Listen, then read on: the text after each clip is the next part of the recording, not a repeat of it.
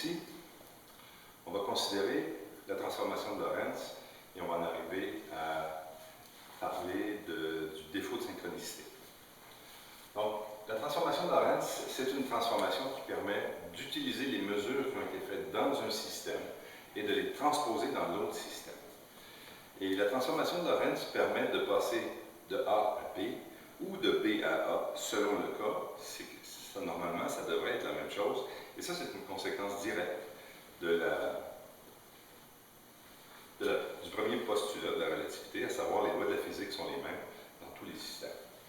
Donc, si on imagine un système B qui se déplace vers la droite par rapport à un système A, la transformation de Lorentz va dire d'une part que les coordonnées x qui sont mesurées dans A sont égales à gamma fois x mesuré dans B plus b fois tb dans G-vitesse. B fois tb. Et inversement, si on cherche les mesures xb, ça va donner gamma fois xa moins bt. Si on regarde attentivement ces équations-là, on se rend compte que c'est presque identique, sauf qu'on transpose le B pour le A pour le B, et on change le signe de vitesse, tout simplement parce que lorsqu'on se place du point de vue de Béatrice, on regarde le vaisseau passer dans ce sens-ci. Lorsqu'on se place du point de vue d'Albert, on regarde Béatrice passer dans l'autre sens. Donc, ces équations-là sont, on peut dire, réversibles. Il y a aussi la coordonnée du temps, qui est égale à une transformation en fonction de B, puis la coordonnée du temps B, qui peut se transformer exactement de la même façon TB, TA, moins BXA sur C au carré. Donc, ces deux transformations-là sont aussi recto-verso, si vous voulez, de la même chose. Maintenant, on va utiliser soit l'une, soit l'autre pour essayer d'évaluer, lorsqu'on regarde un vaisseau qui passe. Alors, imaginons maintenant un vaisseau assez long qui va s'appeler B et qui passe à grande vitesse vers la droite avec une horloge en avant et une horloge en arrière. Et on est intéressé à savoir quel est le délai qu'on va pouvoir observer, quel est le manque de synchronicité entre les deux.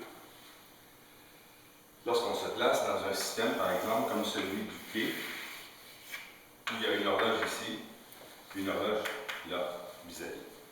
Il ne faut pas oublier que lorsque le vaisseau se déplace, il nous semble contracté. Par conséquent, la distance entre les deux horloges dans le système A,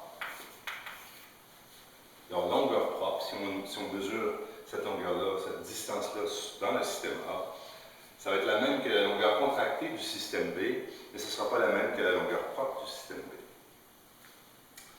Première chose, c'est que si on place l'origine de nos deux systèmes sur l'horloge de gauche, bien, ça va avoir comme conséquence que XA va être égal à XB va être égal à 0, TA va être égal à TB va être égal à 0.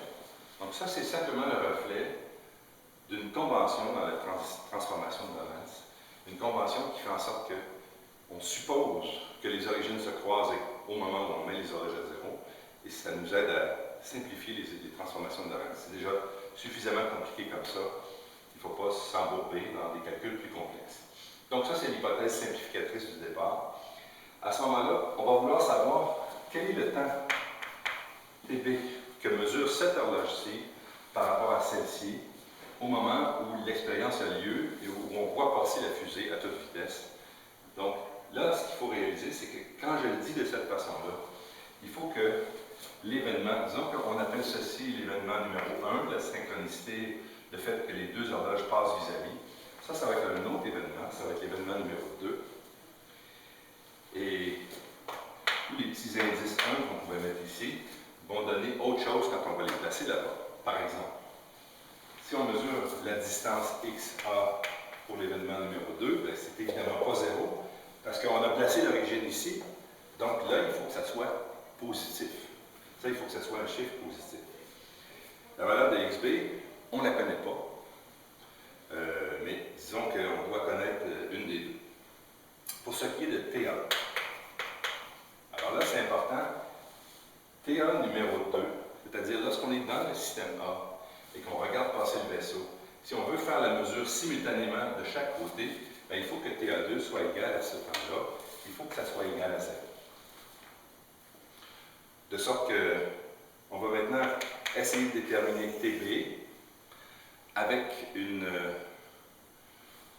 équation qui peut inclure XB pour le temps numéro 2, ou XA ou TA. Alors si on considère que ça c'est une valeur connue, que XB on peut la considérer connue et qu'on cherche T2B, l'équation la plus simple, ça serait de dire, là je vais être obligé de le mettre ailleurs, je vais être obligé de la mettre ici. L'équation la plus simple, ce serait de dire T2A égale gamma fois T2B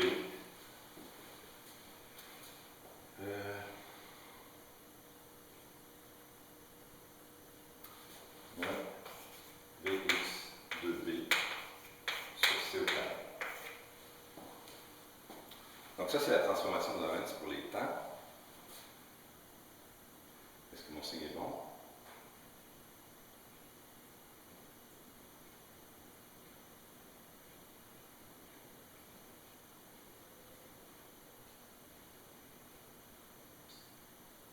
Non, c'est plus. Donc ça, c'est la transformation de Lorentz pour les temps. Et par conséquent, le fait que ça soit nul ici, ça implique que T2B va être égal à moins V fois X2V sur C au carré. Donc ça, c'est ce que vous avez dans votre livre, dans le livre Séguin.